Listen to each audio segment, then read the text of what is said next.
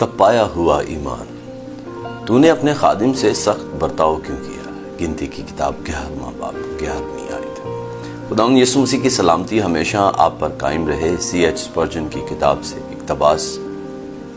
हमारा आसमानी बाप हमें कई तरह की मुसीबतों में मुब्तला होने देता है ताकि हमारे ईमान को आजमाए। अगर हमारा ईमान खालिस हो तो आजमाइश में कायम रहेगा। सोने को आग की कोई फिक्र नहीं होती। हीरा जोहरी की आजमाइश से नहीं डरता। वो ईमान नहायत नाकस है जो खुदा पर सिर्फ उस वक्त भरोसा करता है जब दोस्त वफादार हों, जिस्म तंदुरुस्त हो, कारोबार खूब चले।